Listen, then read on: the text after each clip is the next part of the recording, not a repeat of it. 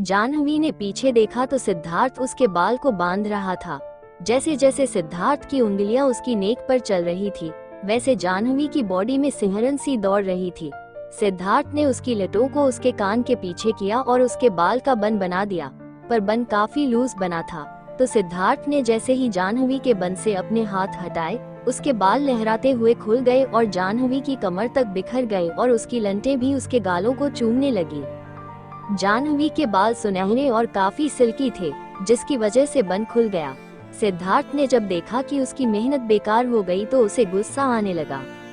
अब सिद्धार्थ चेहरा एक डेविल, उसको हार कहाँ बर्दाश्त थी। एक तो उसने इतनी मेहनत से जाह्नवी के लंबे बाल को समेटा और बन बनाया और वो भी खुल गया, तो उसे गुस्सा आना तो जायज था। सिद्धार्थ फिर से जाह्नवी के बालों को बांधने के लिए बढ़ा तो जाह्नवी ने एकदम से बोला, रहने दीजिए, मेरे बाल ऐसे ही हैं, ये नहीं बंधेंगे, मैं बाद में इन्हें पिन अप करूंगी। सिद्धार्थ ने जब जाह्नवी की बातें सुनी तो कुछ नहीं कहा और उसके गालों पर आ रही लटों कान के पीछे कर दिया। जाह्नवी इस बात से अनजान थी कि सूरज उन दोनों को काफी देर से देख रहा था, लेकिन सिद्धार्थ को सूरज के होने का पता था, पर वो जानबूझकर उसे दिखा रहा था कि जाह्नवी सिर्फ उसकी है। वहीं सिद्धार्थ और जाह्नवी को इतने करीब देखकर सूरज के तन बदन में आग लग गई। सिद्धार्थ अभी भी जाह्नवी के एकदम करीब था। सूरज ने झूठ मूठ की खांसी की, जिससे जाह्नवी और सिद्धार्थ ने एक साथ डोर की तरफ देखा।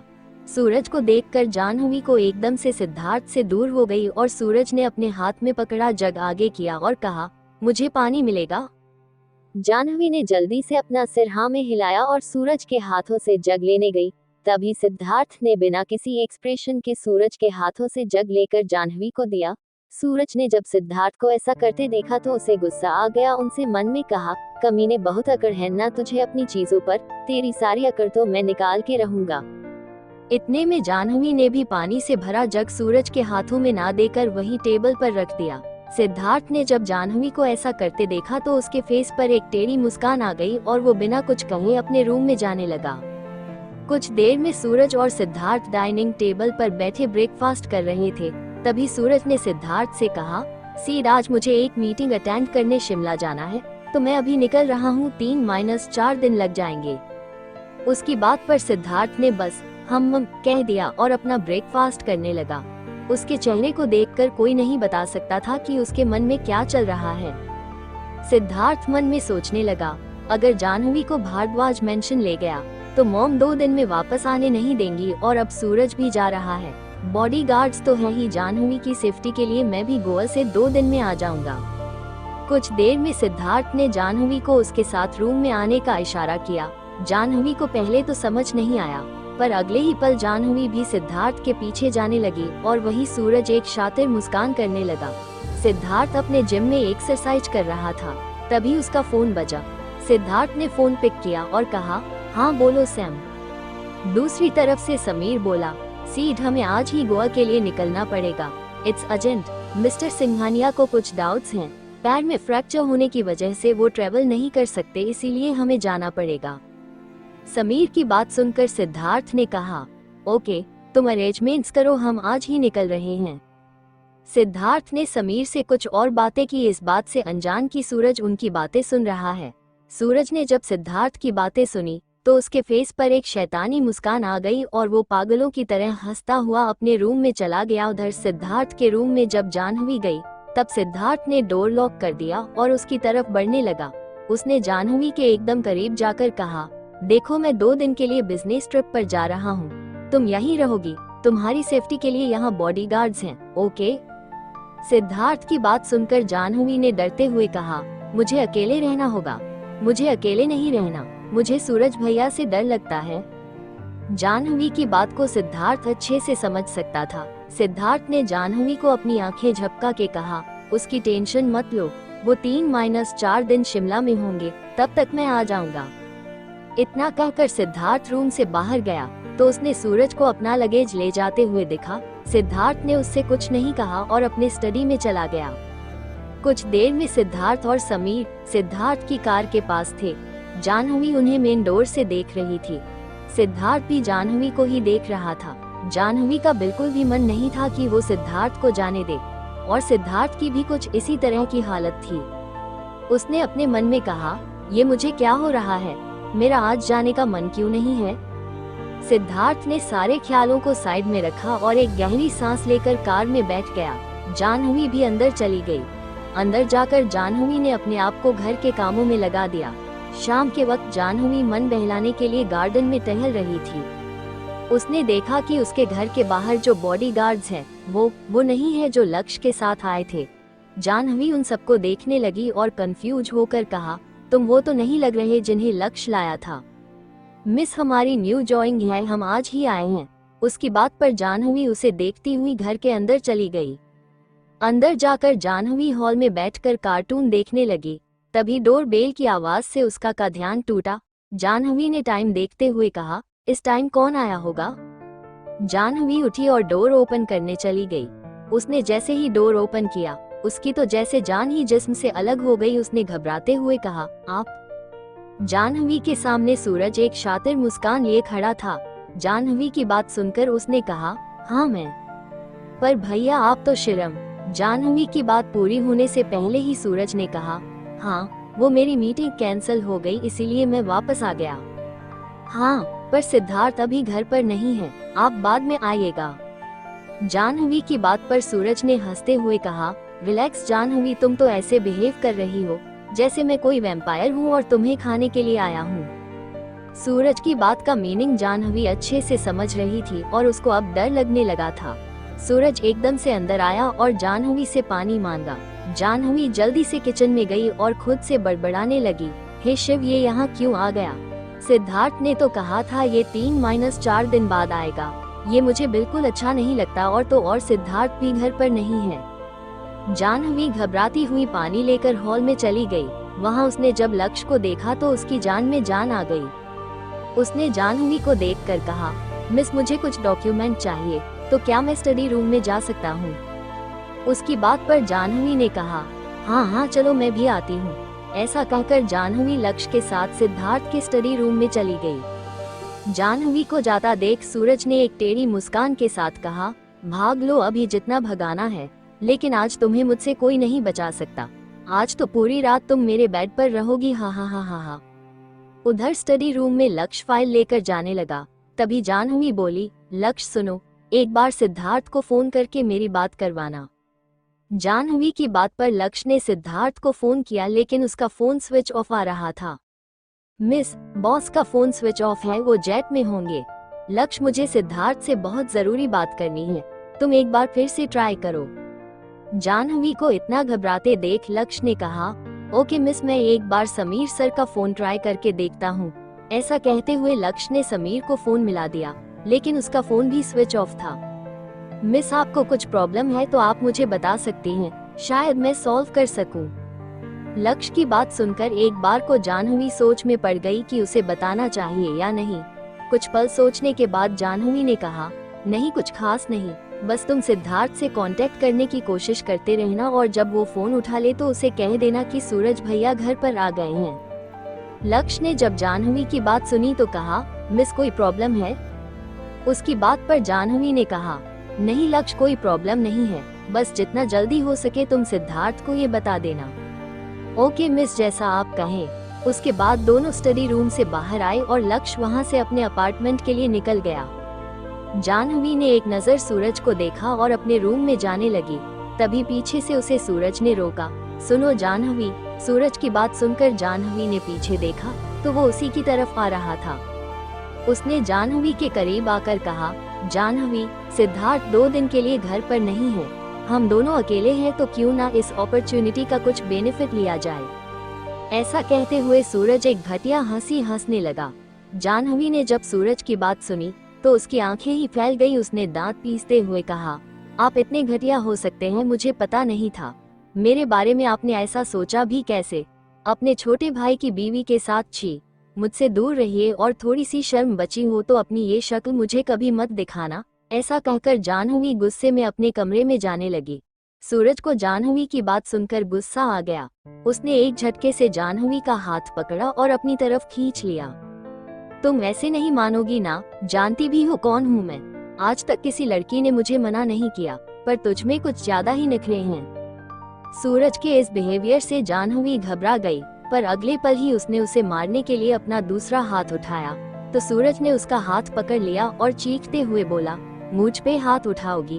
सूरज भारद्वाज पर इतने नखरे अगर किसी और लड़की ने किए होते ना तो उसे अब तक मैं स्वर्ग पहुंचा देता, पर क्या करूं, तुझ पर दिल आ गया है ना, तुझे मार कैसे दूं? सूरज ने एक हाथ से जाह्नवी के हाथों को पकड़ा और दूसरे हाथ से उसके बाल पकड़ लिए। सूरज के ऐसा करने से जाह्नवी चीखने लगी, छोड़ दे मुझे कमीने और अभी के अभी चला जा यहाँ से, नहीं तो मैं तुझे जान से मार दूंगी। जाह्नवी की बात पर सूरज जोर जोर से हंसने लगा और कहा, रस्सी जल गई पर बल नहीं गया, और ये चीखना चिल्लाना अब बेड पे करना, और जाह्नवी को अपने कंधे पर उठा के रूम में ले जाने लगा। जाह्नवी की आंखों से आंसू बहने लगे, वो चीख चीख कर रोने लगी, छोड़ दो मुझे, जाने दो, मैं तुम्हारे छोटे भाई की बीवी हूँ, मुझे जाने दो। सूरज जाह्नवी को अपने रूम में ले गया और बेड पर पटक दिया, जिससे जाह्नवी की कमर में लग गई और उसकी चीख निकल पड़ी।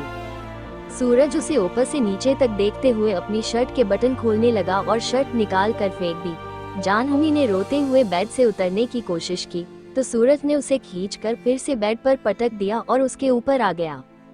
उसने जाह्नवी का दुपट्टा हटा दिया और अपने एक हाथ से उसके चीन को पकड़ा और उसके चेहरे पर आए बालों को हटाते हुए उसे बहुत करीब से देखने लगा। बहुत नखरे करती है, देख लास्ट बार समझा रहा हूँ, प्यार से मान जा, नहीं तो मुझे जबरदस्ती करने में भी कोई दिक्कत नहीं है, पर उससे तकलीफ तुझे ही होगी। उसकी बात पर जाह्नवी ने डर से रोते हुए ना में सर हिला दिया और कहा, प्लीज मेरे साथ ऐसा मत करो, मुझे जाने दो, ये सब सही नहीं है, प्लीज मुझे जाने दो। जाह्नवी का रोते रोते पूरा चेहरा लाल हो चुका था। उसकी बात सुनकर सूरज ने दांत पीसते हुए कहा, फिर वही छोटे भाई की बीवी, आज के लिए मेरी बीवी बन जाओ, किसी को कुछ पता नहीं चलेगा, आई प्रॉमिस यू, हम बहुत एंजॉय करेंगे। नहीं, जाह्नवी ने चीखते हुए सूरज को धक्का दिया और भागने लगी। सूरज भी इस समय संभल नहीं पाया और बेड से नीचे गिर गया। जाह्नवी काफी तेज दौड़ते हुए नीचे जाने लगी। हॉल में जाकर उसने मेन गेट खोला और बॉडीगार्ड से कहने लगी, मेरी हेल्प करो और उस कमीने को अभी घर से बाहर निकालो। जाह्नवी की बातें सुनकर वो बॉडीगार्ड्स हंसने लगे, जिससे जाह्नवी को गुस्सा आ गया। तुमने सुना नहीं, जाओ अभी के अभी उसे घर से बाहर निकालो। इतने में जाह्नवी को सूरज की आवाज सुनाई दी, वो तुम्हारे पति के बॉडीगार्ड्स नहीं हैं, ये मेरे आदमी हैं। सूरज की बात सुनकर जाह्नवी को झटका लग गया। उसे समझ आ गया कि ये सब सूरज ने पहले से ही प्लान कर रहा था। तभी एक बॉडीगार्ड बोला, सर क्या इसे उठाकर अंदर ले जाएं? बॉडीगार्ड की बात सुनकर सूरज ने कहा, नहीं साका, इस हिरनी को तो मैं ही पकाऊंगा। सूरज की बात सुनकर जाह्नवी ने रोते हुए ना में सर हिलाया और विला के बाहर जाने लगी, पर जाह्नवी विला के बाहर जा पाती उससे पहले सूरज ने उसे उसकी से कमर पकड़ लिया और खींचते हुए विला में ले गया। जाह्नवी उससे छूटने के लिए अपने हाथ पैर चला रही थी। अब जाह्नवी की हालत खराब होने लगी थी, लेकिन जाह्नवी ने हिम्मत की और जोर से सूरज के हाथ में काट लिया, जिससे सूरज ने एक चीख के साथ अपनी पकड़ ढीली की और जाह्नवी उससे छूट के भागने लगी। सूरज ने अपने हाथ को सहलाते हुए कहा, कितना भगाओगी, अब तक बहुत प्यार से पेश आ लिया तेरे साथ, पर अब बस। ऐसा कहकर सूरज जाह्नवी के पीछे भागने लगा, लेकिन जाह्नवी अब तक काफी रूम्स को खोलने की कोशिश कर चुकी थी, पर सारे रूम्स लॉक थे। थक हार कर जाह्नवी सूरज के रूम के सामने पहुंच गई और जैसे ही अंदर जाके डोर लॉक करने लगी, वैसे ही सूरज ने एक धक्का दिया। जाह्नवी ने डोर को खुलने से रोकने की बहुत कोशिश की, पर सूरज की के मुकाबले उसमें जान बहुत कम थी। सूरज ने एक जोर के धक्के से डोर ओपन कर दिया और जाह्नवी जो डोर से सटकर उसे बंद करने की कोशिश कर रही थी, वो अचानक धक्का लगने से जमीन पर गिर गई और सूरज अंदर आ गया। उसने एक नजर सूरज को देखा और जमीन में अपना फेस छुपाकर जोर जोर से रोने लगी। सूरज शैतानी हंसी हंसते हुए उसके पास गया और उसे बाजू से पकड़कर उठाने लगा। उसने जाह्नवी की कलाई को इतनी जोर से पीछे मोड़ा कि जाह्नवी की दर्द से जान ही निकलने लगी। उसका रो रो कर गला सूख चुका था, उसकी आवाज भी घुट रही थी। उसने सुबकते हुए कहा, मैं तुम्हारे आगे हाथ जोड़ती हूँ, मुझे जाने दो। सूरज ने उसके गाल को एक हाथ में भरते हुए कहा, तुम्हें जाने दूं, इतना बड़ा पागल नहीं हूँ, क्यों मेहनत कर रही हो? मुझ पे हाथ उठाया था ना सिद्धार्थ ने, आज तुम्हें मुझसे वो भी नहीं बचा पाएगा। सूरज ने जाह्नवी को ऊपर से नीचे तक देखा और उस जबरदस्ती गले लगा लिया। उसने जाह्नवी को इतनी जोर से जकड़ लिया था कि जाह्नवी के पूरे बदन में दर्द होने लगा। एक झटके में बेड पर धकेल दिया और उसके ऊपर आकर उसकी कलाई को पकड़ लिया। उसके सीधे हाथ में जैसे जान ही नहीं बची थी। सूरज के मुड़ने से शायद उसके हाथ में फ्रैक्चर हो गया था। उसने जाह्नवी के सूट को चीर दिया और एक तरफ फेंक दिया। जाह्नवी एक चीख के साथ बोली, मत करो ऐसा। सूरज पर जाह्नवी की किसी भी बात का असर नहीं हो रहा था। जाह्नवी अब बिलक बिलक कर रोने लगी। सूरज ने जाह्नवी के कलाइयों को बेड में प्रेस करते हुए उसकी नेक पर इतनी जोर से बाइट किया कि जैसे किसी जानवर ने उसे काट लिया हो। सूरज आज उससे बदला ले रहा था। जाह्नवी को अब बेहद डर लग रहा था, पर आज उसे कोई बचाने वाला नहीं था। तभी उसके कानों में सूरज की आवाज गई, क्या सोच रही हो? कहीं सिद्धार्थ को तो याद नहीं कर रही? कोई बात नहीं, आज उसकी कमी मैं पूरी कर दूंगा। ऐसा कहने के बाद सूरज हंसने लगा। जाह्नवी ने एक आखिरी कोशिश करने की सोची। उसे ये पता भी नहीं था कि उसकी ये कोशिश रंग लाएगी या नहीं। उसने एक झटके से अपना एक पैर उठाया और सूरज के दोनों पैरों के बीच दे मारा।